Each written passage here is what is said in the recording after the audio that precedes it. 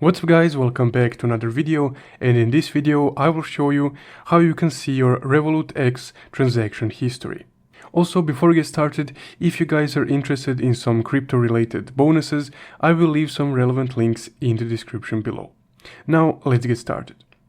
So first off, just go ahead and open up your Revolut X app. And once the app opens up, you will be on this default homepage right here. Now from here, all you need to do is just go to your activity tab right here in the bottom right corner. And here you will be able to see your order history, aka your transaction history. So all the cryptos that you bought and sold, with also the time frame in which they were bought or sold.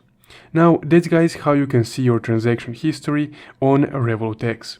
If you found this video helpful, don't forget to leave a like and subscribe. Thank you for watching.